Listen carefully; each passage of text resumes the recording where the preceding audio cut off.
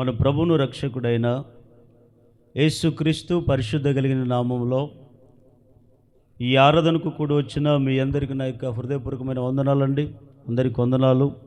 ప్రభువు మిమ్మల్ని మీ కుటుంబాలను దేవుడు దీవించునుగాక. గట్టిగా ఆమేన్ చెప్పండి. ఈ పరిచర్య కొరకు బాగా ప్రార్థించండి, ప్రయాసపడండి. కొన్ని కుటుంబాలు చాలా ప్రయాసపడుతూ ఉన్నాయి. వారికి ఉన్నా లేకపోయినా లేమిలో కూడా ఎంతో సహకరిస్తూ ఉన్నారు. వాళ్ళకి తక్కువ చేసుకుని కూడా ఈ పరిచర్య కొరకు ఎంతో సహకరిస్తున్నారు. అందరిని బట్టి, ఆ కుటుంబాలను బట్టి నేను ఎంతో స్తుతిస్తున్నాను. మంచిది. అందరూ బైబిల్ తెరిచి దేవుడు నా మనసులో పెట్టిన ఒక వాక్యాన్ని పూట ధ్యానం చేద్దాం. గత 7 నెలలు అయిపోయింది. ఒకే అంశం మీద మీకు చెప్పుకుంటూ వచ్చాను. ఏ అంశం అండి? సంఘం గురించి. సంఘం అంటే ఏమిటి?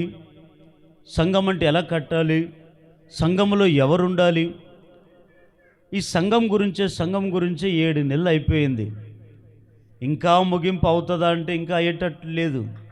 ఇది 8వ నెలలోకి మనం ప్రవేశించాము.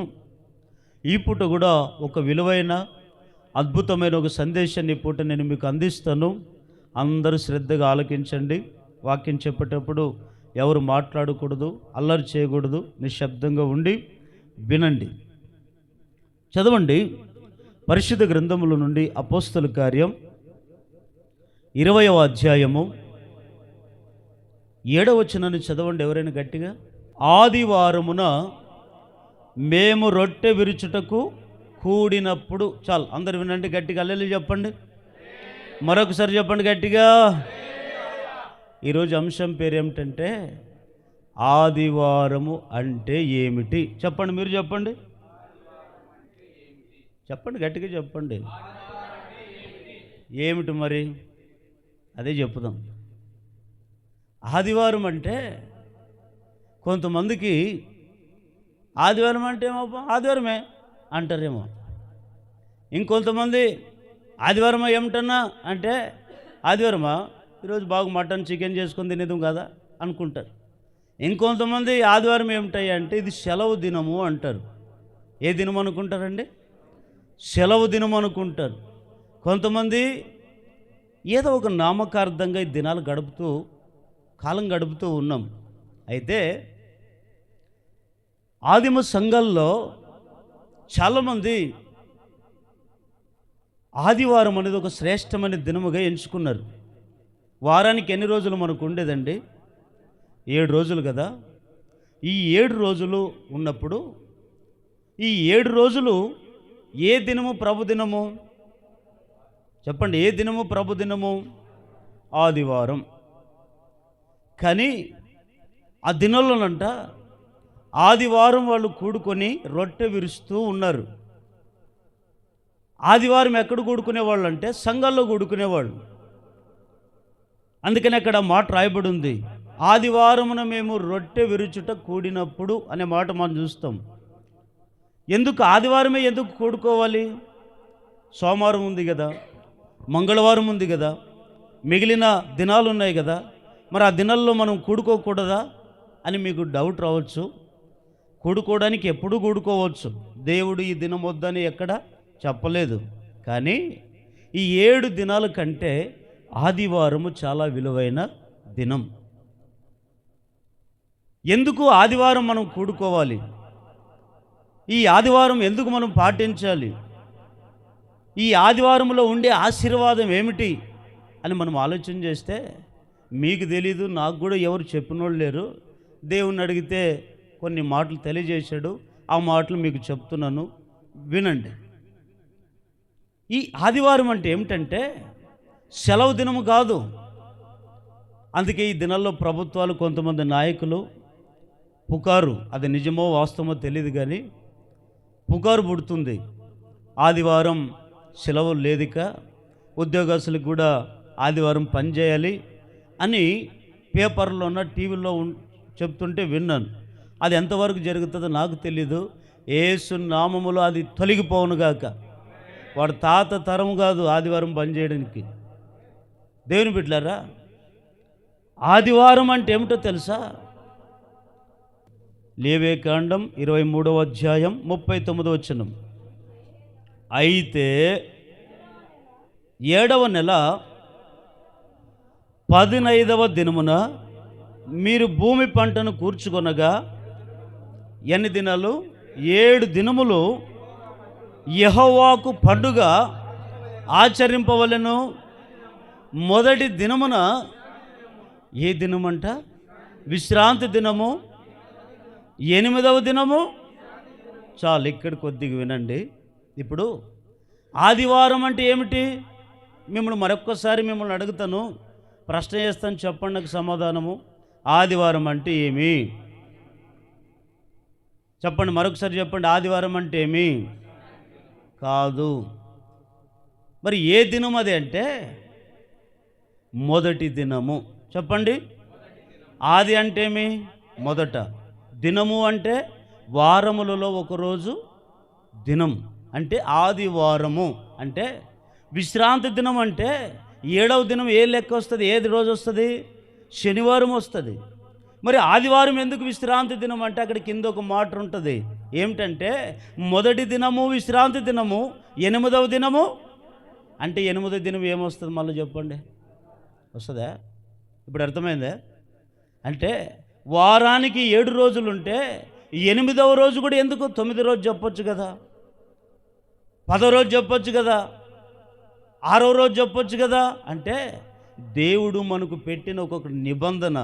అల్లలు చెప్పండి. దేవుని బిడ్డలారా, ఆదివారము అంటే మొదటి దినము. చెప్పండి. ఆదివారం అంటే ఏ దినం ఇది? మొదటి దినము. ఈ మొదటి దినము దానికి పేరేం పెట్టబడిందంటే ఆదివారము అని పేరు పెట్టబడింది. ఈ ఆదివారం అనే ఈ మొదటి దినములో మనం ఎక్కడ ఉండాలి? ఎక్కడ కూడుకోవాలి మనం అంటే నిర్గమకాండం 12వ అధ్యాయం 16-17 వచనాలు చదవండి. ఆ మొదటి దినమున మీరు పరిశుద్ధ సంఘముగాను 7వ దినమున పరిశుద్ధ సంఘముగాను కూడుకొనవలెను. ఆ దినముల యందు ప్రతివాడు తినవలసినది మాత్రమే మీరు సిద్ధపరచవచ్చును. అదియుగాక మరి ఏ పనియు చేయకూడదు. పులియని రొట్టెల పండుగను మీరు ఆచరింపవలెను.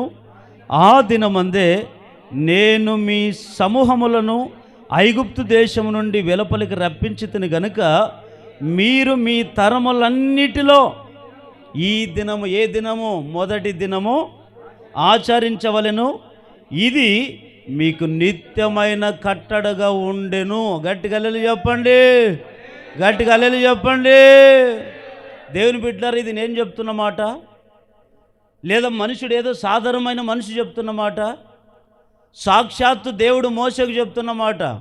మోషే, ఈ ప్రజలకు ఏ దినము ఎట్లా ఉండాలో తెలీదు, ఈ ప్రజలకు నువ్వు బోధించు, ఒక్కొక్క దినము ఒక్కొక్క కోణముల వారికి తెలియజేయి అని చెబుతూ ఏమన్నాడు తెలుసా? ఆదివారం అనే మొదటి దినమున ఎక్కడుండాలో తెలుసా? మనము పరిశుద్ధ సంఘములో ఉండాలి. చెప్పండి, ఎక్కడ ఉండాలి? పరిశుద్ధ స్థలము కాదు, సంఘము. పరిశుద్ధ సంఘములో మనం ఉండాలి. అందుకనే మాట రాయబడి ఉంది, మీరు మొదటి దినమున పరిశుద్ధ సంఘంగా మీరు కూడుకొని ఏం చేయాలి తెలుసా? ఆ దినాన్ని మీరు ఆచరించాలి. ఏం చేయాలంట? ఆచరించాలి. ఆచరించడం అంటే పాటించడము. చెప్పండి, ఆచరించడం అంటే ఏం చేయండి? పాటించడము. ఈరోజు చాలామందికి దినములు గడుపుతున్నారు, అన్నీ చూస్తున్నారు, కానీ చెప్పిన మాటలన్నీ వింటున్నారు, కానీ పాటిస్తున్నారా? పాటించట్లేదు. ఎందుకు పాటించట్లేదు అంటే నీవు దేవునికి మాట వినుకోకుండా నీవు వ్యతిరేకంగా బతుకుతున్నావా? దేవుని మాట విని బతుకుతున్నావా? అర్థమైంది నేను చెప్పే మాట? ఆదివారం అనే మొదటి దినంలో నువ్వు పరిశుద్ధ సంఘములో నువ్వు కూడుకోవాలి కదా. ఇది దేవుడు పెట్టిన కట్టడ. కట్టడ అంటే ఖచ్చితంగా దానికి ఇంక ఏరే మాట ఉండకూడదు. కట్టడ అంటే ఇంక మీకు ఒక రకం ఒక అర్థం పెట్టేట్లు చెప్తే, ఎవరైనా మన ఇంట్లో మన ఊరిలో అమ్మాయిని చూడడానికి వచ్చారనుకోండి, మొత్తం పెళ్ళి ఫిక్స్ అయితే ఎంగేజ్మెంట్ దానికన్నా ముందు ఏం చేస్తారు మనము అన్నీ అందరూ ఆ ఊరు పెద్దలు ఈ ఊరు పెద్దలు వీళ్ళు ఎప్పుడు చర్చిలో కనపడరు. ఆ రోజు ఉంటారు రానా ఎంగేజ్మెంట్ రా, ఏం పెట్టాలా, తాంబూలం పెట్టాలరా అంటారు అని మొత్తం ఇంకా సేవకుని ఫీజు ఎంత, 101 రూపాయి. ఎంతంట? 101 రూపాయి. మా ఊరు సాంప్రదాయం ప్రకారం 5,000 యా చంద, బడి చంద అంట. అరే స్వరక్తం ఇచ్చి సంపాదించింది దేవుడు సంఘం అయితే నీవు డబ్బు దోసుకుని తినడానికి నీవెవడు? 5,000 కట్టు. చూడండి, ఇంకా అన్నీ చెప్తే మాకు ఒక కట్టడం ఉంది, ఈ కట్టడాన్ని అనుసరిస్తే మా గ్రామం అమ్మాయిని మీరు పెళ్లి చేసుకోవచ్చు, మీరు కట్టడలేని కట్టకపోతే మీకు పెళ్ళి అంటే ఇప్పుడు పనికి రాని తుచ్చమైన వాటికి నువ్వు కట్టడ పెట్టుకొని దాని ప్రకారం బతుకుతున్నవే. మరి దేవుడు సర్వాధికారి అయిన ప్రభు నీకు ఒక దినం సిద్ధపరిచాడు కదా, ఆ పరిశుద్ధ సంఘములో నీవు ఉండమని, నీవు నీ కుటుంబం ఉండమని తెలియజేశాడు కదా. మరి ఎందుకు నీకు నిర్లక్ష్యం? దేవుడు చెప్పిన మాట, ఈ పరిశుద్ధమైన సంఘములో ఈ మొదటి దినాన ఈ ఆదివారం దినాన నువ్వు పరిశుద్ధ సంఘములో నువ్వు వండుకోకుండా ఎక్కడ ఉంటున్నావు? అక్కడ ఆ మాట ఏమంటాడు తెలుసా? నువ్వు ఆదివారం పరిశుద్ధ దినములో ఏం చేయ తెలుసా? తినడానికి అన్నీ చేసుకో, కానీ ఏం చేయలేదంట, ఏం చేయకూడదంట, తినడానికి చేసుకో కానీ తిని పరిశుద్ధ సంఘానికి రాకూడదు. అదే అక్కడ ఉండేది. చదవండి మరొకసారి మాట, 16వ వచనము చదవండి.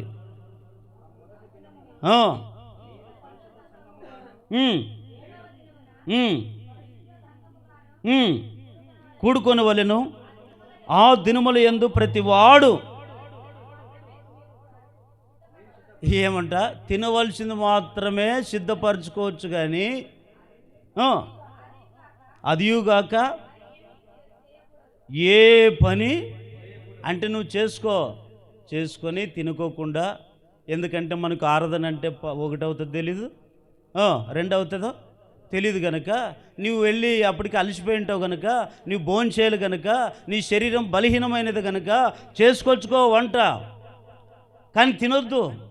తినుకోకుండా నువ్వు వెళ్ళి భోజనం చేసుకొని బాగా సిద్ధపరచుకొని మందిరానికి వచ్చి ఆ కుటుంబం అంతా కలిసి ఆ పరిశుద్ధ సంఘంలో నువ్వు కూడుకొని ప్రభువును ఆచరించగలిగి తర్వాత ఆరాధన అంతా అయిపోయిన తర్వాత నువ్వు వెళ్ళి భోజనం చేసుకొని విశ్రాంతి తీసుకోవచ్చు అని దాని అర్థం. కొత్త నిబంధన గ్రంథంలో కూడా ఈ పేతురు గారు వాక్యాన్ని బోధిస్తుంటే ఇంచుమించు 3,000 మంది పైబడి అక్కడ ఉన్నారు. ఈ పేతురు గారు నిలబడి వాక్యాన్ని చెప్తుంటే చాలామంది విన్నారు, అందరు విన్నారు. అందరిలో పరివర్తన కలగలేదంట. ఒక 3,000 మంది మాత్రం పరివర్తన కలిగింది. దేవుని వాక్యాన్ని విన్న వెంటనే వారి హృదయానికి ఎట్లయిపోయిందంట? గుచ్చుకునిందంట. ఎట్లయిపోయిందంట? గుచ్చుకునింది, నొచ్చుకునేనని రాయబడి ఉంది. అంటే ఒక మనిషి మారాలంటే వాక్యం ఏం చేయాలి? ప్రతి మనిషిని గుచ్చుకోవాలి, హృదయానికి తాకాలి. హృదయానికి ఎప్పుడైతే తాకుతుందో, గుచ్చుకుంటుందో అప్పుడే నీ హృదయంలో ఏం కలుగుతుంది? పరివర్తన కలుగుతుంది. వాళ్ళు ఎదురు తిరగలేదు. 3,000 మందికి హృదయానికి గుచ్చుకునేటట్లా పేతురు గారు చెప్తుంటే వారు ఏమన్నారు తెలుసా? ఫస్ట్ నీది నువ్వు చూసుకో, తర్వాత మధ్య అన్నారా? నీది నువ్వు చూసుకో ఫస్ట్, తర్వాత మాకు అన్నారా? చూడండి, వెంటనే వారిలో ఒక పరివర్తన, ఒక పశ్చాత్తాపం కలిగింది. పశ్చాత్తాపం కలిగి ఎక్కడికి వస్తారంటే పేతురు గారి దగ్గరికి వచ్చాయా, ఇప్పుడు మమ్మల్ని ఏం చేయమంటావు? మా జీవితం ఏంటి మాకు తెలియక బతుకుతున్నాం, ఇప్పుడు ఏం చేయమంటావు అంటే అప్పుడు పేతురు గారు ఏమంటాడు తెలుసా? ఈ మూర్ఖపు జనములకు మీరు వేరై రక్షణ పొందండి. ఇది మూర్ఖపు జనాలు, వాయ వరుస తెలియని బతుకుతున్నారు, విచ్చలుడు బతుకుతున్నారు, మీరు వేరే రక్షణ పొందండి అన్నాడు. వెంటనే ఒక్క వాక్యానికి, ఒక ప్రసంగానికి 8,000 మంది బాప్తిసం తీసుకున్నారు, 3,000 మంది బాప్తిసం తీసుకున్నారు. బాప్తిసం తీసుకున్న నాటి నుంచి వారికి అప్పటి వరకు ఆదివారం అంటే ఏం తెలీదు, ఏ రోజు అంటే ఏం తెలీదు, ఏ రోజు ఎక్కడ ఉండాలో వాళ్ళకి తెలియదు. ఎప్పుడైతే బాప్తిసం తీసుకున్నారో, యేసయ్యను నిజమైన దేవుడికి అంగీకరించారో, ప్రతి దినము తప్పకుండా ఎక్కడుండేవారు? వాళ్ళు దేవాలయములో. ఎక్కడుండేవాళ్ళు? చదవండి ఆ మాట. అపోస్తుల కార్యం 2వ అధ్యాయం 46వ వచనం.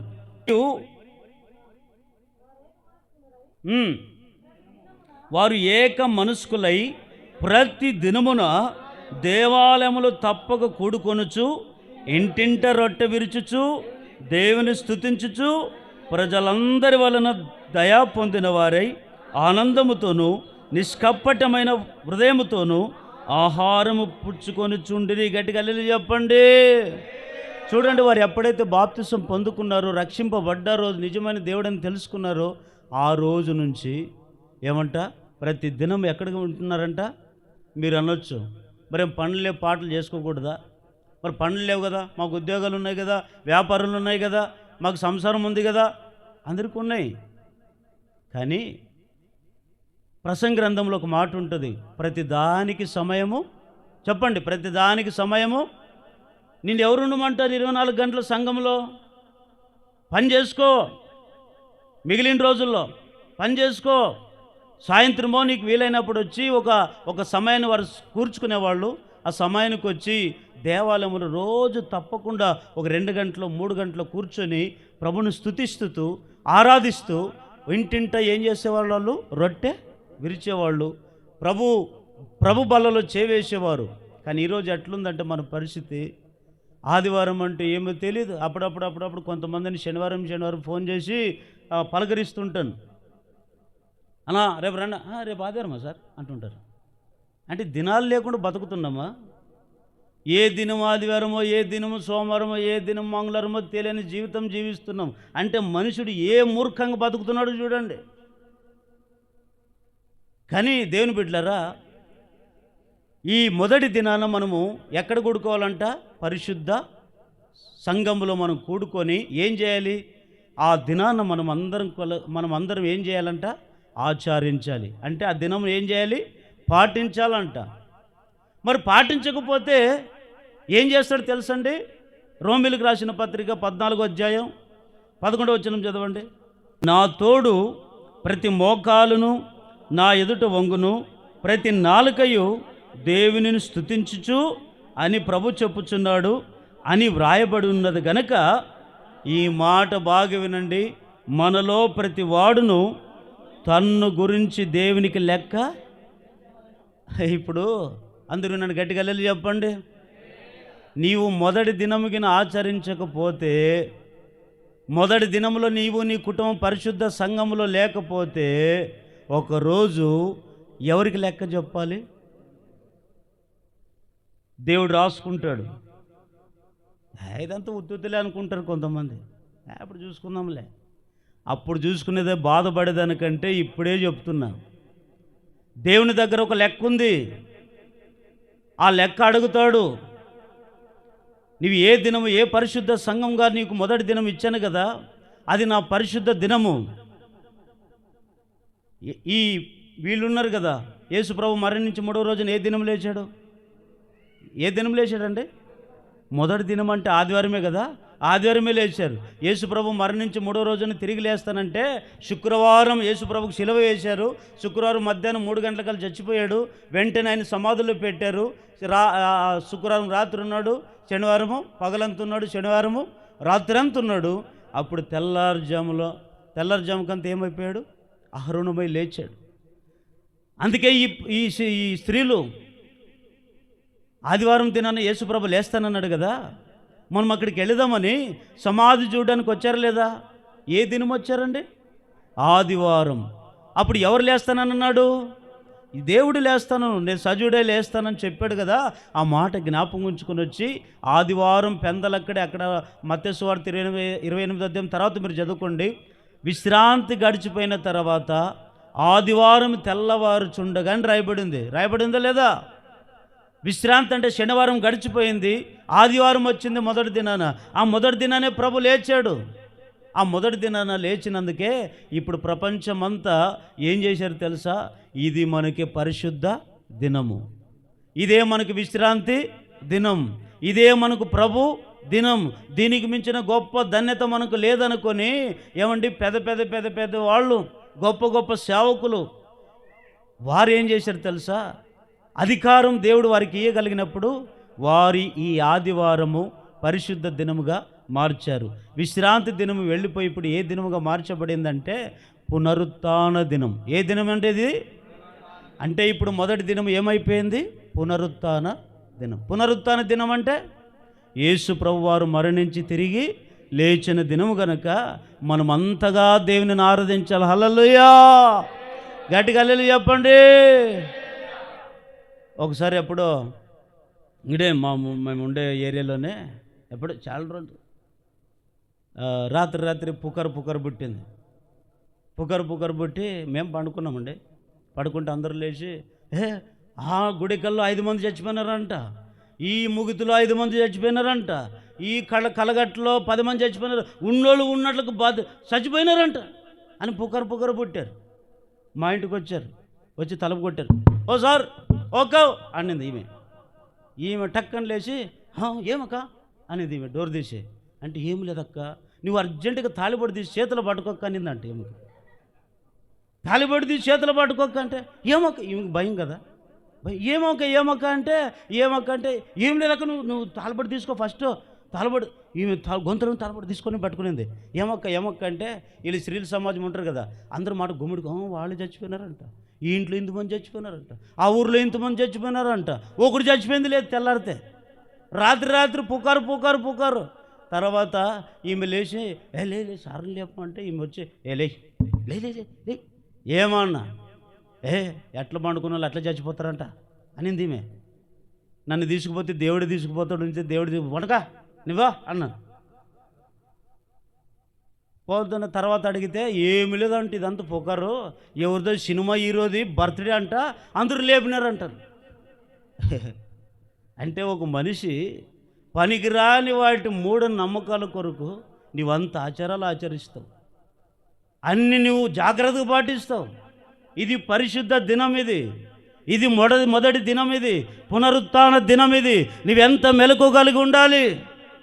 ఆదివారం అంటే ఎంత హుషారు ఉండాలి నీలో, ఎంత ఉత్సాహం నీలో ఉండాలి. నేను ఎప్పుడు 24 గంటలు ఎదురు చూస్తాను, ఆదివారం ఎప్పుడు వస్తుంది ప్రభు. మీరు ఎట్లా ఎదురు ఆదివారం ఎప్పుడు పోతుంది అని చూస్తారు. ఎందుకో తెలుసా? నీవు ఏ విశ్రాంతి దినమున లేదా ఏ పరిశుద్ధ దినమున సంఘములో నీవు నీ కుటుంబము కనబడకపోతే, మొదటి దినం కనబడకపోతే నీవు దేవునికి ఏం చెప్పాలి? లెక్క చెప్పాలి. ఏంటయ్యా పలానా సంఘంలో నువ్వు ఉన్నావు కదా, పలానా సేవకుని కింద నువ్వు ఉన్నావు కదా, పలానా సేవకుడిని నీ కింద చేర్చాను కదా, మరి నువ్వు ఎంతవరకు బలపడ్డావు? ఎందుకు? నెలకి ఎన్ని వారాలు వస్తాయి? నెలలో ఎన్ని వారాలు వస్తాయండి? 4 లేదా 5 వారాలు వస్తాయి. మరి 5 వారాలు లేదా 4 వారాలు నీవు నీ కుటుంబం పరిశుద్ధ సంఘములు ఉన్నావా? 1 వారం వస్తే జాగ్రత్త. ఈరోజు నాకు లెక్క చెప్పకపోయినా పర్లేదు, నాకు చెప్తే ఎంత చెప్పకపోతే ఎంత నేను నమ్మగలుగుతాను. కానీ పరమందున్న మన తండ్రి మనందరి లెక్కలు దేవుడు అడుగుతాడు. నీవు ఏ మొదటి దినాన్ని నువ్వు ఆచరించకపోతే, ఆ పరిశుద్ధ సంఘములో మొదటి దినాన్ని నీవు నీ కుటుంబం లేకపోతే, దేవుడు ప్రతి ఒక్క వ్యక్తిని ఏమడుగుతాడు తెలుసా? లెక్క అడుగుతాడండి. ఆ లెక్క అడిగి ఆ లెక్కలు నువ్వు ఎంత పాస్ అయ్యావో, ఎంత ఫెయిల్ అయిపోయావో, ఎంత నువ్వు ఎక్కడున్నావో, ఆ రోజు పరిశుద్ధ సంఘములో నువ్వు నీ కుటుంబం పరిశుద్ధ సంఘములో ఉండాల్సింది ఎక్కడెక్కడ ఉన్నావు? ఇంట్లో ఉన్నావా? కొంతమంది ఇంక వారమంతా పనిచేసి ఆదివారం కదా, విశ్రాంతి దినం కదా, అంటే సెలవు దినం కదా, ఈరోజు బాగా చేసుకుని తినమని పండుకుంటారు కొంతమంది. తిండి నిద్ర. యుగములు నిన్ను కాల్చే రోజు అంటే ఒకటి వస్తుంది, జాగ్రత్త.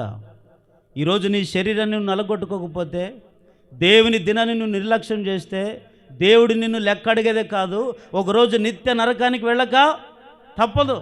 గట్టిగా చెప్పండి. నేను కూడా అప్పుడప్పుడు అడుగుతుంటాను, ఏనా ఆదివారం రాలేదు, ఏక ఆదివారం రాలేదు, ఏమక్క ఏదో చెప్తుంటారు, వింటుంటాం. ఎందుకు చెప్తాము? ఎందుకు అడుగుతాడంటే సేవకుని బాధ్యత. అందుకే ప్రతి శనివారము ఒక్కొక్కరు ఫోన్లు చేస్తుంటాను, అడుగుతుంటాను. ఎందుకు హుషారుగా అంటే, మాకేం తినడానికి తిండి లేదనే, కట్టుకోవడానికి బట్ట లేదే, మీరు వస్తే సంఘం రాకపోతే సంఘం నడవదనే. కాదండి, సేవకుని బాధ్యత. నిన్ను బట్టి సేవకునికి అప్పగించిన ఆత్మలను ఈ సేవకుడు ఒకరోజు లెక్క అప్పగించాలి. సంఘంలో వెళ్ళిపోతే నీ గురించి దేవుడు ఈ సేవకునికి ఒక ప్రసవేదన. అందుకే కొన్నిసార్లు తిట్టాలన్నా భయం వేస్తుంది. ఎవరు ఎక్కడ అలిగిపోతారో, మరి వాళ్ళని ఎట్లా బుజ్జగించి తీసుకురావాలి. చూడండి సేవకునికి ఎంత భారం. అయితే వినండి దేవుని బిడ్డలారా, ఆదివారం అంటే ఏ దినం? అది మొదటి దినం. ఈ మొదటి దినము ఏ దినముగా మార్చబడింది? పునరుత్థాన. ఆ దినం మనం ఏం చేయాలి? పరిశుద్ధ సంఘముగా కూడుకోవాలి. పరిశుద్ధ సంఘంగా కూడుకోవాలి. కూడుకోకపోతే మరి ఏమవుతుంది సార్? కూడుకోకపోతే ఏమవుతుంది? ఏమో నష్టమా అని మీరు అనొచ్చు. ఎంత నష్టం వస్తుందో ఒక 3 పాయింట్లు చెప్పి ముగించేస్తాను, మీకే వండర్ఫుల్ అవుతుంది. ఆ దినమును కూడుకోకపోతే, మనము మన కుటుంబము పరిశుద్ధ సంఘములో దేవుని ఎదుట కనబడకపోతే, దేవుడు మన జీవితంలో చేసే నష్టాలు లేదా నష్టాలు ఏమిటి, నీ జీవితంలో ఎలాంటి నష్టాలు కలగజేస్తాడో ఒక 3 పాయింట్లు చెప్పి ముగిస్తాను. మొదటి మాట చదవండి, 16వ కీర్తన 4వ వచనం. యెహోవాను విడిచి వేరొకరిని అనుసరించి వారికి చాలు. నేను చదువుతాను మరొక మాట. అది దేవుని విడిచి వేరొక్కరిని అనుసరించి వానికి శ్రమలు వస్తాయి అంటే ఈ మాట బాగున్నాడు. గట్టిగా హల్లెలూయా చెప్పండి. మనం పరిశుద్ధ సంఘంలో ఆ రోజు నీవు నీ కుటుంబం కనబడకపోతే దేవుడు చేసే మొట్టమొదటి కీడేమిటో తెలుసా? ఎలాంటి నష్టం నీకు జీవితంలో కలుగుతుందంటే, ఒకటి శ్రమలు వస్తాయి. ఏమొస్తాయి చెప్పండి? దేవుడే శ్రమలు పాలు చేస్తాడు నిన్ను. నా సొంత మాట ఏం కాదు, కానీ దేవుడు చెప్పిన మాట. అందుకే ఇక్కడ ఒక మాట రాయబడింది ఏమిటంటే, యెహోవాను విడిచి అంటే దేవుని విడిచి వేరొక్కరిని. అంటే దాని అర్థం ఏమిటంటే, మొదటి దినాన ఈ పునరుత్థాన దినాన నీవు నీ కుటుంబ సంఘములో లేక వేరొక్క మార్గంలో నువ్వు ఉంటే, ఆ దినములో సంఘములో నీవు ఉండుకోకుండా వేరొక్కరిని అనుసరిస్తే, వేరొక్కరు మాటలు విని బయట తిరిగితే, వేరొక్క మాటలు విని ఇంట్లో ఉంటే, వేరొక్కరు మాటలు విని నీ వ్యాపారం చేసుకుంటే, వేరొక్కరు మాటలు విని నీ ఉద్యోగాలు చేసుకుంటే, దేవుడు ఏం చేస్తాడు తెలుసా? నీ కుటుంబంలో శ్రమలు పెడతాడు. ఏం పెడతాడు చెప్పండి? ఏం పెడతాడు?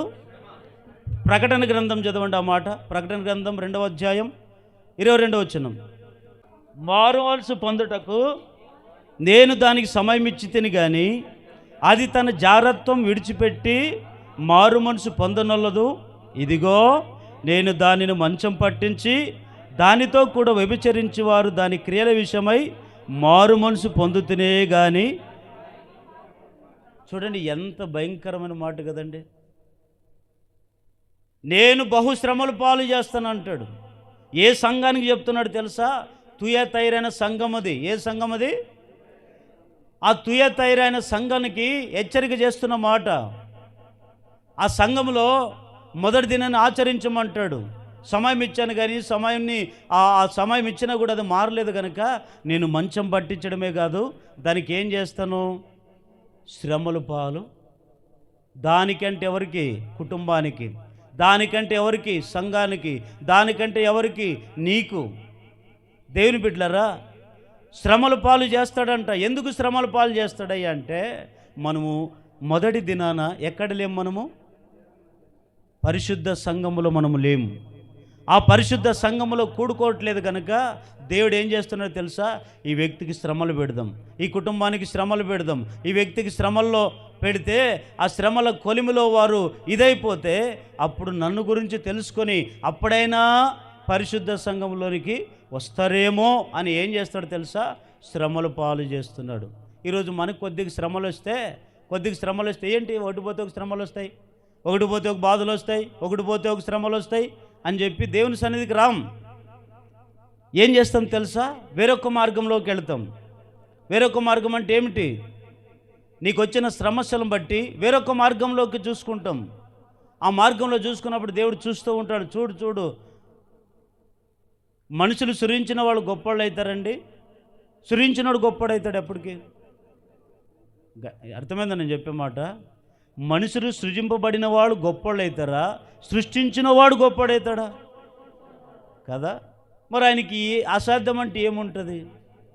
నీకు రోగం వస్తే బాగు చేయలేడా? నీకు శ్రమలు వస్తే తప్పిలేడా? నీకు బాధలు వస్తే నిన్ను బాధల్లో తోడై ఉండలేడా?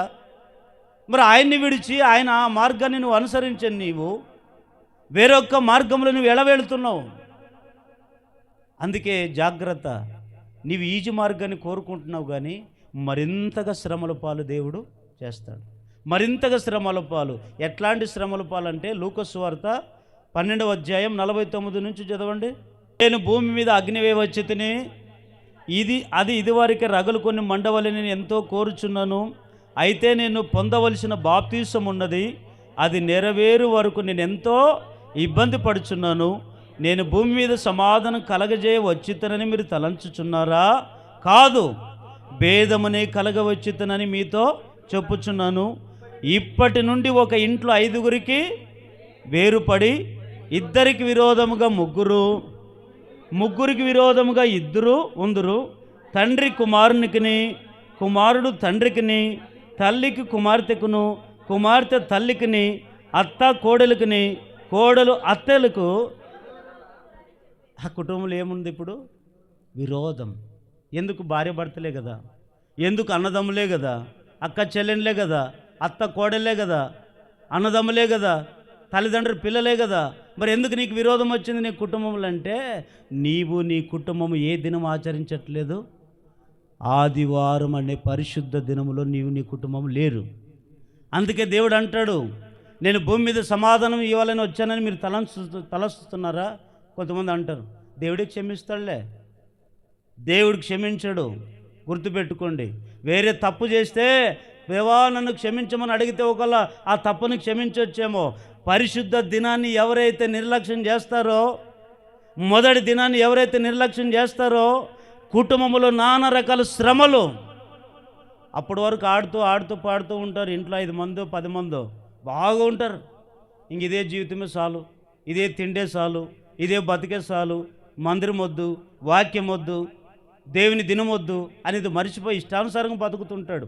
చూస్తాడు దేవుడు, చూసి దేవుడు చూసి ఇంకా సమయం ఇచ్చినది మారదని చెప్పి కుటుంబంలో అత్తకు కోడలికి ఏం పెడతాడు? విరోధం. అన్నదమ్ములకి ఏం పెడతాడు? విరోధం. అత్త కోడలికి విరోధం అవుతుంది, కుమారుడు తండ్రికి విరోధం అవుతాడు, తల్లిదండ్రులు పిల్లలకు విరోధం అవుతుంది, పిల్లలు తల్లిదండ్రులకు విరోధం అయిపోతారు. ఇదంతా ఎవరు పెడుతున్న శ్రమ? దేవుడు పెడుతున్న శ్రమ. ఎందుకు వచ్చింది ఈ కష్టం నీకు, నీ కుటుంబానికి? ఎందుకు నీ కుటుంబంలో నెమ్మది లేదు? ఎందుకు నీ కుటుంబంలో సమాధానం లేదంటే, నీవు పొందవలసిన బాప్తిసం అనేది దేవుడు ఒకటి ఉంది. మీరు అనొచ్చు, దేవుడు కూడా బాప్తిసం పొందుతాడా? బాప్తిసం అంటే నీళ్ళలో మునిగి లేవడం కాదు. బాప్తిసం అంటే ఆయన బాప్తిసం ఏమిటో తెలుసా? నీవు నీ కుటుంబము మొదటి దినమున పునరుత్థాన దినములు ఎక్కడుండాలి? పరిశుద్ధ సంఘములో ఉండడమే దేవుడు తీసుకునే బాప్తిసం. ఈరోజు ఎందుకు నీ కుటుంబంలో నెమ్మది లేదంటే, దేవుడు చేసే శ్రమల పాలవి. బాగా కట్టుకుంటారు ఇండ్లు, అన్నీ చేస్తుంటాం, అన్ని రకాలుగా ఉంటుంది. అకస్మాత్తుగా ఏదో గొడవలు, ఏదో ఒక సమస్యలు. అది తల్లి నుంచైనా వచ్చి ఉంటుంది, ఇది భర్త నుంచైనా వస్తుంది, పిల్లల నుంచైనా వస్తుంది, కోడల నుంచైనా వస్తుంది, అత్త నుంచైనా వస్తుంది. ఇప్పుడే కదా బాగున్నారు, రాత్రి బాగా నవ్వుకుంటే బాగా తిన్నారు, ఇంత ఆనతడి తిన్నారే, మరి అప్పుడు గొడవ.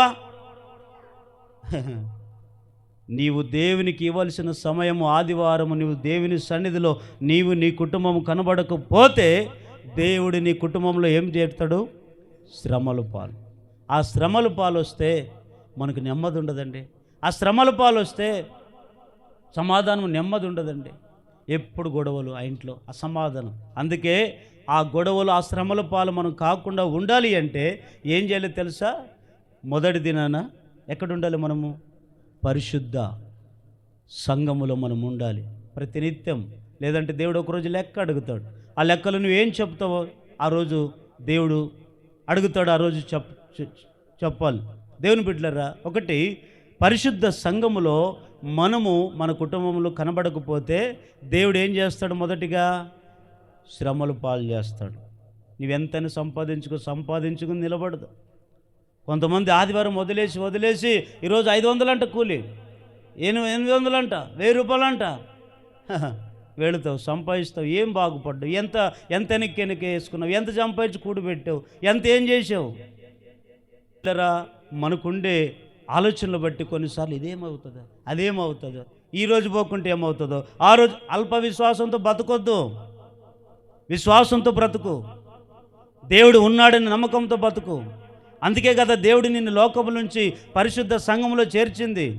లోకంలో ఉంటే నన్ను విచ్చలుడికి తిని తాగి నాశనం అయిపోతాడు, వీని జీవితమే నరకంలోకి పడిపోతుందనే దేవుడు నిన్ను ఏరుకోరి ఎన్నుకొని ఏర్పరచుకొని పరిశుద్ధ సంఘములో కూడుకోమని నిన్ను చేరిస్తే ఈరోజు నువ్వు ఏం చేస్తున్నావు తెలుసా? పరిశుద్ధ సంఘములో నువ్వు కనబడుకోకుండా నీ ఇష్టానుసారంగా తిరుగుతున్నావు, నీవు ఇష్టానుసారంగా బతుకుతున్నావు. జాగ్రత్త. ఒకరోజు దేవునికి లెక్క అప్పచెప్పాలి. ఆ రోజు తీర్పు ముందు ఎలా నిలబడతావు? ఎలా నీకు జీవ కిరీటం దొరుకుతుంది? అయ్యో ఇన్ని రోజులు ప్రభువా నీకోసం దశభాగాలు ఇచ్చాను కదా, నీకోసం బాగా పరిచయం చేశాను కదా, నీకోసం వేల వేల కానుకలు ఇచ్చాను కదా, మరి నన్ను ఎందుకు? నీ కానుక కంటే విలువైనది ఏమిటో తెలుసా? పరిశుద్ధ సంఘములో ఉండడమే దేవునికి కానుక. నువ్వు ₹1,00,000 ఇచ్చి సంవత్సరానికి ఒకసారి సంఘానికి వస్తానంటే దేవుడు ఒప్పుకుంటాడా? 2,00,000 కానుకిచ్చి నా ఇష్టం వచ్చినప్పుడు వస్తుపోతానంటే దేవుడు ఒప్పుకుంటాడా? నీ కానుకలు కాదు దేవునికి కావాల్సింది, నీవు, నీ ఆత్మ, నీ కుటుంబము రక్షింపబడాలని దేవుడు కోరుకుంటున్నాడు. అందుకే కదా ఆయన శిలలో మరణించింది, అందుకే కదా ఆయన కలవరి శిలలో బలియాగమైపోయింది. ఎందుకంత నిర్లక్ష్యం? దేవుని బిడ్డలారా, పరిశుద్ధ సంఘములో మన కుటుంబం కనబడకపోతే ఆదివారం రోజున ఒకటి దేవుడే శ్రమల పాలు చేస్తాడు. మనం ఏం చేస్తామంటే అవి తీసేస్తే ఏమవుతుంది, ఇది ఏమి చేస్తే ఏమవుతుంది, ఇవన్నీ వెట్టి పనులు, వెట్టి ఆలోచనలు. ఆయన పెట్టాడు కనుక ఆ శ్రమలు నీ తొలగిపోవాలి నీ కుటుంబంలో అంటే అప్పుడు ఏం చేయాలి? నువ్వు పరిశుద్ధ సంఘములో ప్రతి ఆదివారం కనబడు. అలా అనుసరించి చూడు. నా దేవుడు నీకు పెట్టిన శ్రమలు నీలో కనబడితే నన్ను అడుగు. గట్టిగా వెళ్ళి చెప్పండి. రెండో మాట, ఇంకా ఏం చేస్తాడు, ఎలాంటి నష్టాలు చేస్తాడంటే ద్వితీయోపదేశకాండం 32వ అధ్యాయం 39వ వచనం. ద్వితీయోపదేశకాండం 32వ అధ్యాయం 39వ వచనం. ఇదిగో నేనే దేవుడను, నేను తప్ప వేరొక దేవుడు లేడు. నేను చదువుతాను ఈ మాట, అందరూ బాగా వినండి. ఇదిగో నేనే దేవుడను, నేను తప్ప వేరొక దేవుడు లేడు. ఈ మాట బాగా వినండి. మృతి నొందించువాడును నేనే, బ్రతికించువాడును నేనే, గాయపరచువాడును నేనే, స్వస్థపరచువాడును నేనే, నా చేతుల నుండి విడిపించువాడు ఎవడు లేడు. గట్టిగా హల్లెలూయా చెప్పండి. రెండవదిగా, నువ్వు పరిశుద్ధ సంఘములో నీవు నీ కుటుంబం కనబడకపోతే రెండవ ఆటంకం ఏం కలుగుతుంది నీకంటే, దేవుడే నిన్ను గాయాలు రేపుతాడు నీ కుటుంబంలో. ఏం రేపుతాడండి చెప్పండి? ఏం రేపుతాడు? ఇప్పుడు దేవుడు ఎన్ని మాటలు చెప్పాడు అక్కడ. దేవుడు అనుకుంటే నిన్ను చంపుతాడు, దేవుడు అనుకుంటే నిన్ను బ్రతికిస్తాడు, దేవుడు అనుకుంటే నీ కుటుంబంలో నేను గాయపరుస్తాడు, దేవుడు అనుకుంటే గాయపడిన దాన్ని మరలా బాగు. ఇదంతా ఎవరి చేతిలో ఉంది చెప్పండి? ఎవరి చేతిలో ఉంది? మనుషుల చేతిలో ఉందా? డాక్టర్ చేతిలో ఉందా? గుండె తీసి గుండె పెట్టే డాక్టర్కే నేను బతుకుతానన్న నమ్మకం లేదు. ఆయన ప్రాణాన్ని ఆయనే కాపాడుకోలేడు, నీ ప్రాణం ఏం కాపాడుతాడు? వైద్యుల కంటే పరమ వైద్యుడు ఉన్నాడు అక్కడ. ఎక్కడ? పరిశుద్ధాలయంలో ఉన్నాడు. ఏదైనా రోగం వచ్చిందా?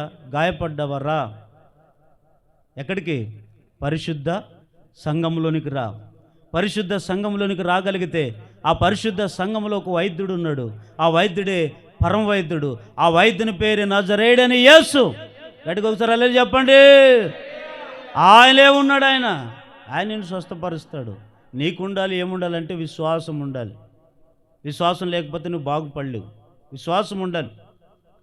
అందుకే ఆయన అంటాడు, మృతి నొందించేవాడును నేనే, బ్రతికించేవాడును నేనే, గాయపరచువాడును నేనే, స్వస్థపరచువాడు నేనే, నా చేతులు నిన్ను ఎవడు విడిపిస్తాడు?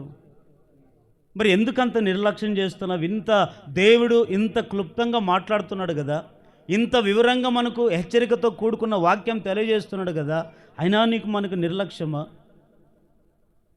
చాలామందికి ఏమంటే వాక్యం అంటుంది, ఏమని రాయబడిందంటే, గాయపరచువాడు నేనే, గాయము మానుపువాడును నేనే అంటాడంటే, దేవుడు కొన్నిసార్లు ఎందుకు గాయాలు మన కుటుంబంలో రేపుతాడు? అది శరీరానికి కావలసిన గాయాలే కావచ్చు, హృదయానికి కావలసిన గాయాలే కావచ్చు. ఈ గాయాలు ఎందుకు నీ కుటుంబంలో రేపుతాడంటే, ఇది నీవు తెచ్చుకున్నది కాదు. ఎంతమంది డాక్టర్లు చూసినా ఎంతమంది నిన్ను బాగు చేయలేకపోతున్నారంటే ఈ కారణం ఏమిటి? మరి ఎవరు లేపుతున్న గాయం అది? దేవుడు పెట్టే గాయం అది. నీకు అది అర్థం కాక ఆ డాక్టర్లు, ఈ డాక్టర్లు, వాళ్ళు వీళ్ళు అన్ని చోట్ల తిరుగుతున్నాం. గాయం రేపాడు ఆయన. ఒకప్పుడు బాగానే ఉన్నావు, బాగా సంఘంలో బాగుండి బాగా సంఘంలో ఉన్నప్పుడు నీకేమీ కనపడలేదు. ఎప్పుడైతే సంఘాన్ని కొద్దిగా నిర్లక్ష్యం చేసావో అప్పటి నుంచి దేవుడు ఏం చేశాడు? నీ కుటుంబంలో గాయం రేపాడు. ఆ గాయం రేపి ఇప్పుడు ఏమైపోయింది తెలుసా? శరీరానికి గాయాలు కలగొచ్చు, హృదయానికి గాయాలు పెడతాడు, కొందరు శరీరానికి గాయాలు పెడతాడు. ఎందుకు ఆ గాయాలంటే, ఆ గాయాలు నీకు కీడు చేయడానికి వచ్చిన గాయాలు కాదు, కానీ నీ మేలు కొరకు వచ్చిన గాయాలేవి. హల్లెలూయా చెప్పండి, గట్టిగా హల్లెలూయా చెప్పండి. ఎందుకు గాయాలంటే, ఎద్దుకు చిక్కం లేనిది అది యజమానిని మాట వినదు. మనిషిని దేవుడు గాయపరచకపోతే సంపూర్ణంగా లేడు. గాయాలు వస్తే కదా, శ్రమలు వస్తే కదా మనం మారేది.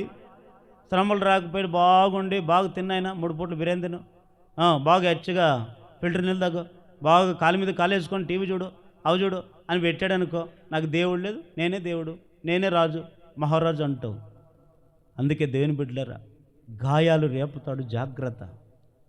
వాక్యం ఎప్పుడు అబద్ధం చెప్పదు, ఇది నిజమైన సత్యం. ఇది ఎందుకు నీ కుటుంబంలో గాయాలు లేపుతున్నాయంటే, దేవుడు పెట్టిన గాయమే నీ కుటుంబంలో ఉంది. మరి ఆ గాయం తీయాలంటే ఎవరి దగ్గరికి రావాలి? డాక్టర్ దగ్గరికి వెళ్తే తీస్తాడండి? లక్షలు తారబోయి ఆస్తులు అంతస్తులు పెట్టి ఖర్చు పెట్టి చూపించు, అర్థం కాదమ్మా నాకు ఈ రోగం అంటాడు. దీనికి ఏ ట్రీట్మెంట్ ఇవ్వాలో నాకు తెలియదమ్మా అంటాడు. మరి అర్థం కాని రోగం నీకు వచ్చినప్పుడు తెలీదా దీనికి? ఇది దేవుడు పెట్టిన గాయమని, ఇది దేవుడు పెట్టిన శ్రమలని మనకు తెలియదా? చదవండి ఒకసారి యోబు గ్రంథం 5వ అధ్యాయం 17-18 వచనం చదవండి. యోబు గ్రంథం 5వ అధ్యాయం 17-18. దేవుడు గద్దించి మనుషుడు ధన్యుడు కాబట్టి ఏమంట, సర్వశక్తిని దేవుని శిక్షను తృణీకరింపము, ఆయన గాయపరిచి గాయమును కట్టును, ఆయన గాయము చేయును, ఆయన చేతులే స్వస్థపరచును. గట్టిగా హల్లెలూయా చెప్పండి. ఆయనే గాయపరుస్తాడంట, ఆయనే మరలా నిన్నేం చేస్తాడు? స్వస్థపరుస్తాడు. ఆయనే నీ కుటుంబంలో గాయం రేపుతాడంట, ఆయనే నీ కుటుంబంలో గాయాన్ని మానుపుతాడంట. ఇజ్కియాకి ఎందుకు రోగం పెట్టాడు? బాగా వినండి, మాట బాగా వినండి, హల్లెలూయా చెప్పండి ఒకసారి. ఇజ్కియాకి ఎందుకు మరణకర రోగం పెట్టాడు? ఎవరు పెట్టారు ఆ రోగము? దేవుడు పెట్టింది. లేదంటే ఇజ్కియా తెచ్చుకున్న రోగం అది కాదండి, దేవుడు పెట్టిన రోగం. ఎందుకు పెట్టాడంటే, దేవుని సన్నిధిని నిర్లక్ష్యం చేయకున్నప్పుడు ఆరోగ్యంగా ఉన్నాడు. దేవుని సన్నిధిని నిర్లక్ష్యం చేయకున్నప్పుడు అందరిలో ఘనపరిచాడు దేవుడు ఆయన్ని. దేవుని సన్నిధిని నిర్లక్ష్యం చేయకున్నప్పుడు ఒకప్పుడు దేవాలయంలో అపరిశుభ్రమైన ఏదైనా ఉంటే బయటికి తోడి పారివేశాడు. ఒకప్పుడు ఎవరైనా దేవుని సన్నిధిలో కనబడకపోతే గద్దించాడు. ఎందుకు దేవుని సన్నిధి నిర్లక్ష్యం చేస్తున్నారు? దేవాలయం ఉంది, దేవాలయానికి రండి అని పిలిచాడు. ఆ దినాల్లో అంత గొప్ప ఇజ్కియా, అంత విశ్వాసి, అంత విశ్వాస వీరుడైన అట్లాంటోనికి ఎందుకు పెట్టాడు రోగం అంటే, రాను రాను రాను రాను రాను రాను రాజుగురుము, ప్రారంభంలో ఉన్న భక్తి, ప్రారంభంలో ఉన్న ఆసక్తి, ప్రారంభంలో ఉన్న దేవుని మీద విశ్వాసము ఒక్క క్షణంలోనే కుప్పగూల్చుకున్నాడు. ఎందుకో తెలుసా? కొద్దిగా దేవుడు ఇచ్చాడు కదా, గర్వం వచ్చింది. దేవుడు మనకి ఇస్తే ఏమొస్తుంది? మనకి చెప్పండి, ఏమొస్తుంది? జ్ఞానం కాదు, గర్వం వస్తుంది. ఆ గర్వం వచ్చినప్పుడు మరలా దేవుడు ఏం చేస్తాడు? ఏదో ఒక గాయ పెడితే అప్పుడు దాన్ని, ఇప్పుడు మన ఇంట్లో ఏదో మొక్కలు మలుస్తాయనుకోండి, బాగా ఆ చెట్టు అంతా బాగా పెరిగి మన ఇంట్లోకి వచ్చింది అనుకోండి, ఇదేమైనా ఇంట్లోకి వచ్చిందని బాగా చెట్టు కొమ్మ నరకవా అంటే చెట్టుకి ఏమొచ్చినట్టు? అప్పుడు నీ ఇంటి మీదకి ఏమొచ్చినట్టు? గర్వం వచ్చినట్టు. అంటే మనుషుడు కూడా దేవుని ఇజ్కియా ఎప్పుడైతే దేవుని మాట నిర్లక్ష్యం చేశాడో, దేవుని సన్నిధి నిర్లక్ష్యం చేశాడో, దేవుని దినాన్ని నిర్లక్ష్యం చేశాడో, వెంటనే మరణకరమైన రోగం ఆయనకి పెట్టాడు. అప్పుడు యెషయా అనేటువంటి ఆయన వచ్చి, ఇదిగో హిజ్కియా, నీవు నీ ఇంటిని చక్కబెట్టుకో, లేకపోతే దేవుడు నిన్ను చంపుతాడని బెదిరించాడు. ఇది దేవుని మాటగా చెప్తున్నాను, నువ్వు నీ ఇంటిని చక్కబెట్టుకో. వెంటనే పశ్చాత్తాపడి ఎప్పుడైతే దేవుణ్ణి అడిగాడో, ప్రభువా నన్ను క్షమించు, నిర్లక్ష్యం చేశాను, కొద్ది గర్వించి నా జీవితాన్ని పాడు చేసుకుంటాను ప్రభువా, నన్ను క్షమించాను, కన్నీళ్ళు విడిచి ఎప్పుడైతే పశ్చాత్తాపడ్డాడో, మరలా ఆయనకి భూమి మీద ఎన్ని సంవత్సరాలు ఆయుష్నిచ్చాడు? 15 ఏండ్లు. మరలా బుద్ధి తెచ్చుకొని మరలా దేవుని మందిరాన్ని బాగా నడిపించే దాంట్లో మరలా ముందుకు వెళ్ళిపోయాడు. చూడండి, కొన్నిసార్లు మనకి ఏది ఇంకా ఏం తక్కువ లేదని నేను ఎప్పుడు ఒకటే మాట చెప్తుంటాను, ఈరోజు బాగున్నాము అని మనం ఎప్పుడు అనుకోకూడదట. ఈరోజు మేము బాగున్నాము, నాకేం తక్కువ, నాకేం కొదవ అని ఎప్పుడు అనుకోకూడదు. అన్నీ బాగున్నప్పుడే హుషారు పడాలి, అన్నీ బాగున్నప్పుడే నిర్లక్ష్యంగా ఉండకూడదండి. చదవండి ఇంకో మాట, కీర్తన గ్రంథం 38వ అధ్యాయం 5వ వచనంలో ఇంకొక మాట రాయబడింది. ఎందుకయ్యా దేవుడు నలుగొడుతున్నాడు, గాయపరుస్తున్నాడు నిన్నంటే, కీర్తన గ్రంథం 38వ అధ్యాయం 5వ వచనం త్వరగా చదవండి, ముగిచ్చేస్తాను. నా మూర్ఖత వలన కలిగిన గాయములు దుర్వాస గలవై స్రవించుచున్నవి. చాలు, నేను చెప్పినట్లేనండి అందరూ. నా మూర్ఖత వలన, మరొకసారి గట్టిగా చెప్పండి, భలే చెప్తున్నారు మీరు. నా మూర్ఖత వలన మొదటి దినమున దేవుని సన్నిధిలో లేను, అందుకే దేవుడు నన్ను గాయపరచాడనండి. ఒప్పుకున్నారు కదా? ఇక్కడ ఈ మాట ఎందుకు ఆ కీర్తనకాడు రాశాడంటే, ఎందుకు దేవుడు గాయపరుస్తున్నాడు కొంతమంది అంటే, కొందరికి మూర్ఖత్వం ఉంటుంది. ఈ ఆత్మ ఉంటుంది, మూర్ఖత్వపు ఆత్మ అంటే మొండితనం. తను అనుకున్నదే కరెక్ట్గా, తను చేస్తున్నదే కరెక్టు. కొంతమంది మూర్ఖంగా బతుకుతుంటారు. సేవకుడు కన్నీళ్ళు విడిచి చెప్పినా ఆలోచన చేయరు. ఒక మూర్ఖపు ఆత్మ మనుషుల్లో ఎప్పుడైతే ఏలుతుందో, ఆ మనుషుడు దేవుని మాట కూడా లెక్క చేయడట. అందుకే అక్కడ ఆ మాట అంటాడు, ప్రభువా నువ్వు నా మూర్ఖత వలన నువ్వు నన్ను గాయపరిచి గాయపరిచితివి అంటాడు. ఎందుకు మనుషులను గాయపరుస్తాడు కుటుంబంలో అంటే, నీ మూర్ఖత ఏం చేస్తుంది? దేవుని సన్నిధికి. యోబు గ్రంథం చదవండి ఆ మాట, యోబు గ్రంథం 13వ అధ్యాయం 16వ వచనం. యోబు గ్రంథం 13వ అధ్యాయం 16వ వచనం త్వరగా. ఇదియు నాకు రక్షణార్థమైనదగును, భక్తిహీనుడంట ఆయన సన్నిధికి రా తెగింపడు. అంటే దాని అర్థం ఏమిటంటే, ఇంక పరిశుద్ధ సంఘానికి రాడు. ఎవరు? భక్తిహీనులు. ఎవరు? ఆ భక్తిహీనంగా బ్రతుకుతున్న మన జీవితం ఏమవుతుందంటే, కొన్నిసార్లు ఈ ఆత్మ అంటదే, ఈరోజు ఆదివారం కదా, పరిశుద్ధ దినం కదా, రా వెళదాం తొందర అంటే, ఆగో ఉడకలేదుడా అంటది. వెళదాం తొందర అంటే, ఆగో ఇంకా నేను బట్టలు పిండాలా. రా దేవుని సన్నిధికి, ఆగో ఇంకా నేను బట్టలు ఇసిరి చేసుకోవాలా. రా దేవుని తొందర సమయానికి ఇదైపోయిందంటే, ఆగో నన్ను ఇంకా పండ్లు దొమ్మలా. చూడండి ఎంత మూర్ఖపు ఆత్మ ఇది. దేవుని సన్నిధి కదా. తర్వాత ఇర్మియా గ్రంథంలో మీరు తర్వాత చదువుకోండి, ఇర్మియాతో అంటాడు దేవుడు, ఆ ఇర్మియా ఎప్పుడైతే వాళ్ళని దేవుని సన్నిధి నిర్లక్ష్యం చేశారో, ఆ మొదటి దినం నిర్లక్ష్యం చేశారో, వాళ్ళని బహు గాయాలు రేపాడంట. రేపినప్పుడు ఇర్మియా చెప్పేది ఒకటే మాట. అప్పుడు నవ్వుకుని చెప్తున్నాడు, గాయాలతో వాడు బాధపడుతుంటే ఈయన వచ్చి చెప్తున్నాడు, నవ్వుతూ చెప్తున్నాడు, ఏమని? అయ్యో యెహోవా దినం వచ్చనే, ఎంత శ్రమల పాలైపోతురే, నేను చెప్పిన మాట మీరు వినలేదే అని ఇర్మియా అంటాడు. చెప్పిన మాట వింటే మీరు ఇంత గాయపడేవాళ్ళు కాదు కదా, అందుకే చెప్పిన మాట వినండి అని ఇర్మియా ఎంత మొత్తుకున్నాడండి. చూడండి దేవుని బిడ్డలారా, కొన్నిసార్లు మన మూర్ఖత ఏం చేస్తుందంటే, దేవుని సన్నిధి లేకుండా ఆ రోజే వ్యాపారం పెట్టుకుంటాం, ఆ రోజే ఉద్యోగాలకు వెళ్ళిపోతాం, ఆ రోజే చేతి పనులకు పోతాం, ఆ రోజే పని పడే, రోజు పోయిందలే, రోజు ప్రార్థనలే, ఆదివారమేలే, ఏమవుతుంది వారం కాకుండా ఇంకో వారం. ఇంకొంతమంది మరీ స్పెషల్, ప్రభు వాళ్ళకు వచ్చి కనపడిన వాళ్ళు మళ్ళీ ఎప్పుడు వస్తారు?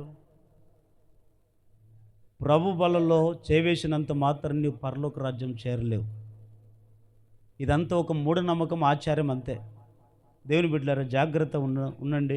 ఇర్మియా గ్రంథం 30:12 చదవం, చివరి మాట ముగిచేస్తాను. ఇర్మియా గ్రంథం 30:12.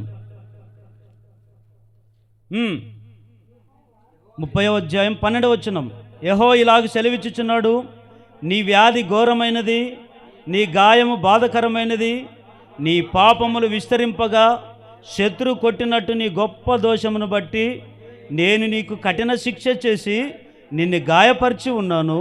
కాగా నీ పక్షమున వ్యాజ్యమాడువాడు లేడు, నీ గాయములకు చికిత్స చేయనగది మందు నీకు లేదు. నీ స్నేహితులందరూ నిన్ను మరిచి ఉన్నారు, వారు నిన్ను గూర్చి విచారింపరు. నీ గాయముల చేత నువ్వు అరిచెదవేమి? నీకు కలిగిన నొప్పి నివారణ కాదు. నీ పాపములు విస్తరించినందున నీ దోషమును బట్టి నేను నిన్ను ఇలాగూ. చూడండి ఎంత బాధకరమో కదండి.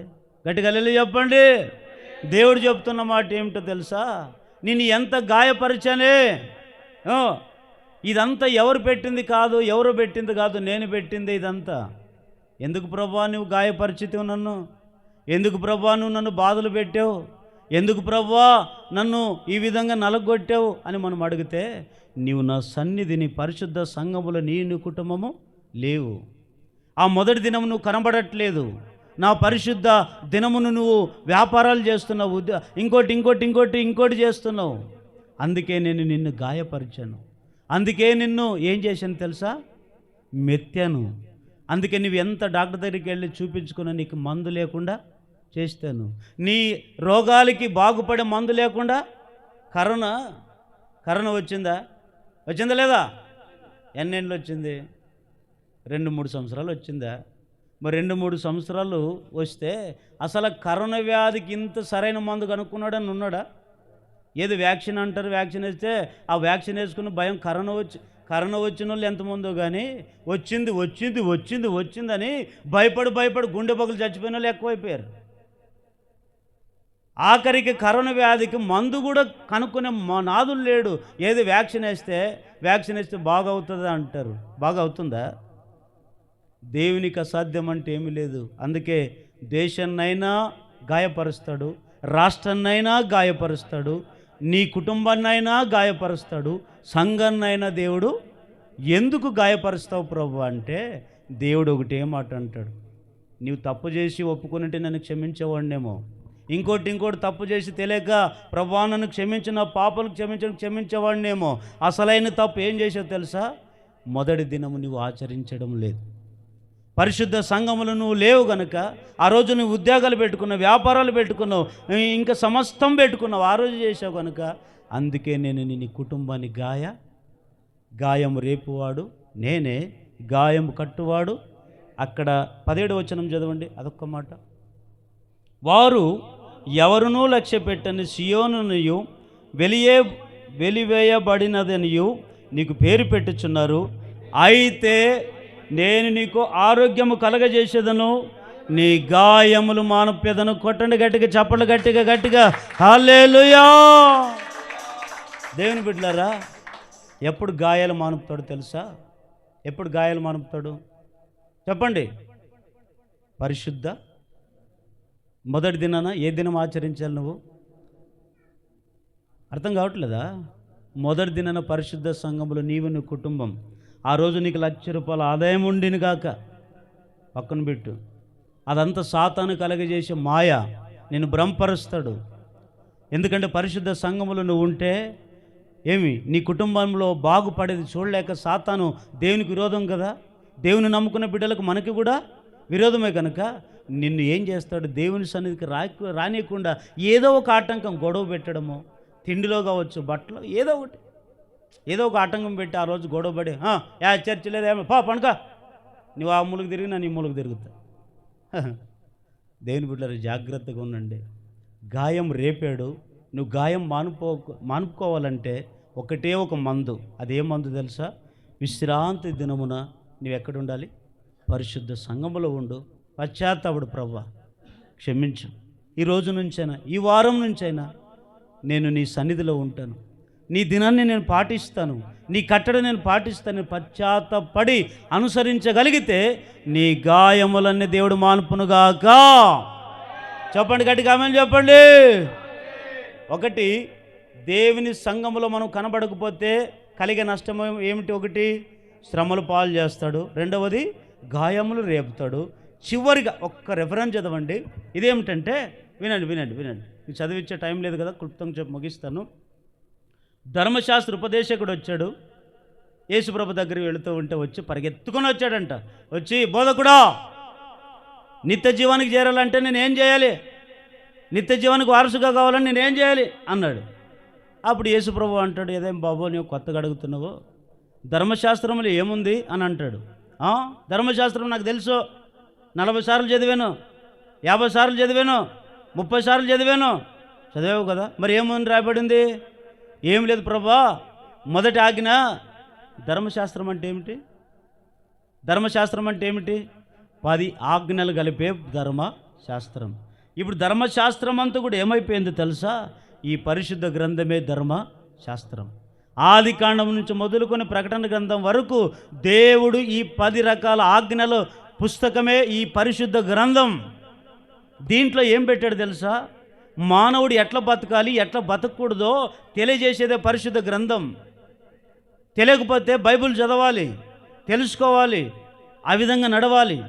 ఈ ధర్మశాస్త్ర ఉపదేశకుడు ఎప్పుడైతే అడిగాడో, ప్రభు అంటాడు, నువ్వేం చదివావు ధర్మశాస్త్రములు అంటే? ఏం లేదు ప్రభా, నీ దేవుడైన ప్రభును పూర్ణాత్మతోనూ, పూర్ణ బలముతోనూ, పూర్ణ శక్తితోనూ ప్రేమింపవలెను. రెండవది, నిన్ను వలె. భలే చదివేలే బాబు, సరే మంచిదే అని చెప్పాడు. అయితే నేను మీకు చెప్పే మాట ఏమిటంటే, ఇతను ఎందుకొరకు యేసయ్య దగ్గరకు వచ్చాడు పరిగెత్తుకుంటుంటే? నిత్య జీవం కొరకు వచ్చాడంట. ఎందుకు వచ్చాడు? నిత్య జీవం అంటే ఏమి? నిత్య జీవం అంటే ఏమిటండి? పరలోక రాజ్యమే నిత్య జీవం. మనకు 3 రకాల లోకాలు ఉన్నాయి లేదా? ఒకటి పరలోకం ఉంది, 2 భూలోకం ఉంది, భూమి కింద పాతాళ లోకం ఉంది. మనం ఇది ఒక్క భూలోకమే కాదు, పైన పరలోకం, మనం ఉన్నది భూలోకం, మన కింద ఒక లోకం ఉంది, అదే పాతాళ. అక్కడ అగ్ని ఆరదు, పురుగు జావదు. ఈ భూమి మీద ఎవరైతే దేవునిలో లేక విగ్రహార్థం చేస్తూ, ఇంకా తినుతూ త్రాగుతూ, విచ్చలుడు బతుకుతూ, అల్పవిశ్వాసిగా, అబద్ధికనుగా, రకరకాలకు బతికి ఈ లోకంలో నువ్వు ఉండి సస్తే నువ్వు పరలోకానికి వెళ్ళవు. ఎక్కడికి వెళతావు? పాతాళానికి వెళతావు. ఈ వ్యక్తి నిత్య జీవం కొరకు వచ్చాడు. అసలు ధర్మశాస్త్రములో ఏముందో తెలుసా? దేవుడు 10 రకాల ఆజ్ఞలు ఇచ్చాడు కదా. ఎన్ని రకాల ఆజ్ఞలండి?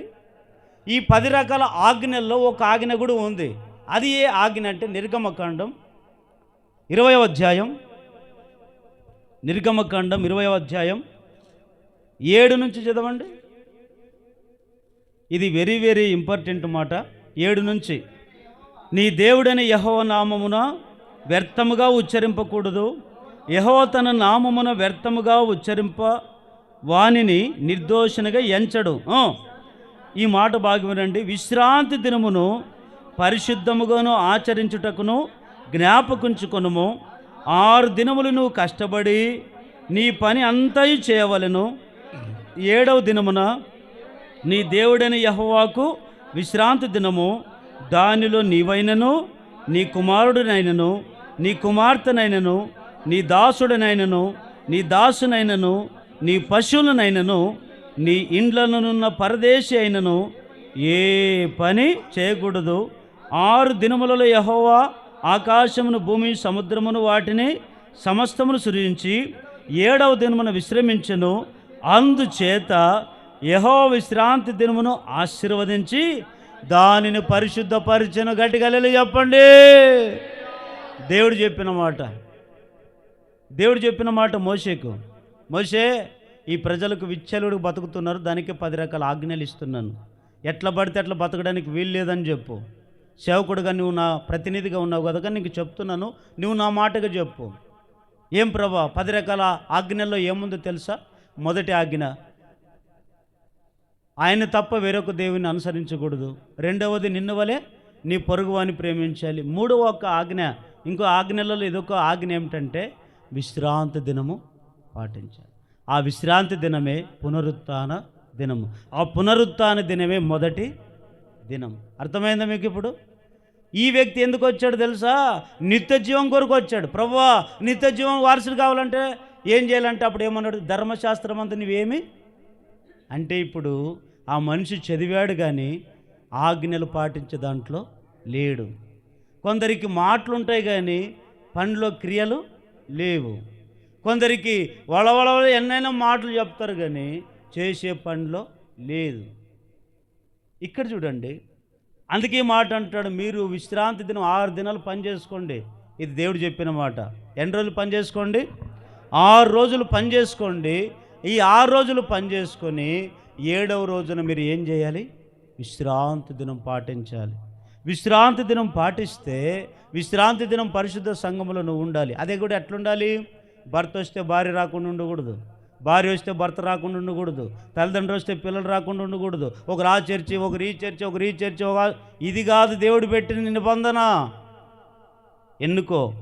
నీకు ఎక్కడ స్వచ్ఛమైన వాక్యం ఉంది, ఎక్కడ నీ సంఘములో పరిశుద్ధమైన సంఘం ఉంది, ఎక్కడ రాజకీయాలు జరుగుతున్నాయి, ఎక్కడ అధికార తాపత్యాలు జరుగుతున్నాయి, ఏ సంఘం పరిశుద్ధంగా ఉంది, ఏ సంఘం రాకళ్ళు ఎత్తబడుతుందో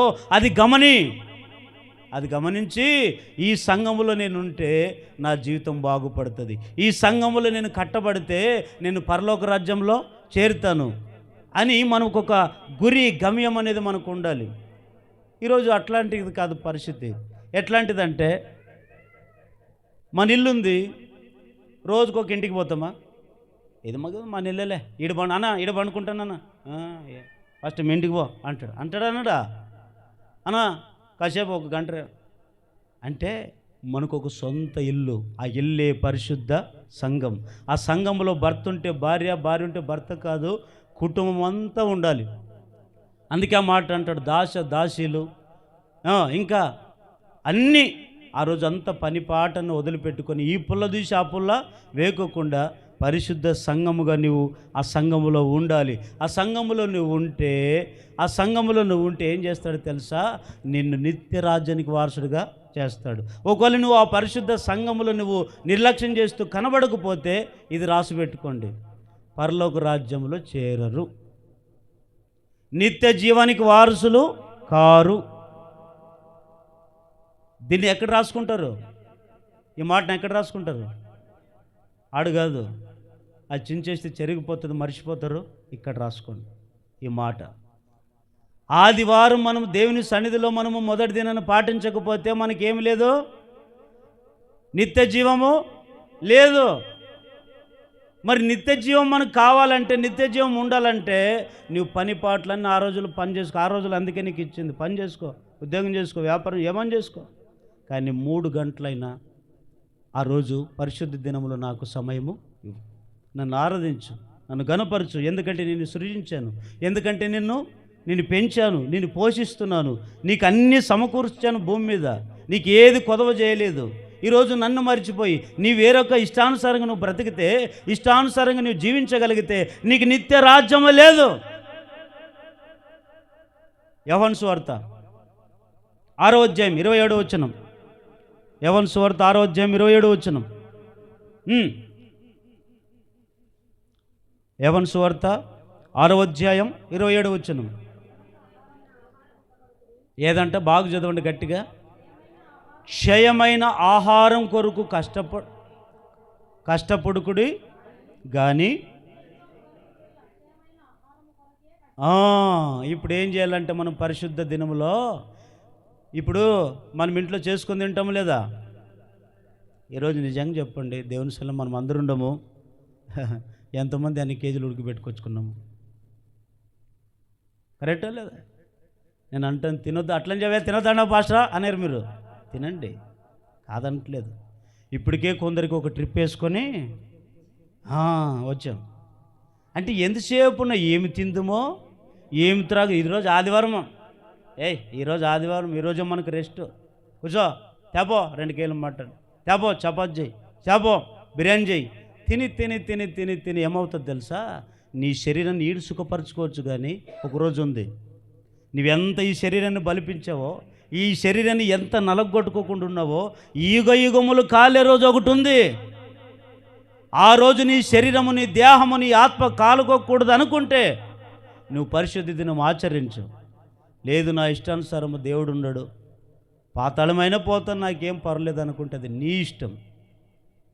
దేవుడు చెప్పే మాట చెప్తున్నాను. అందుకే ఈ నెలలో ప్రార్థన చేసేటప్పుడు ప్రభుని అడిగాను, ప్రభువా ఏ వాక్యం చెప్పాలి ప్రభువా?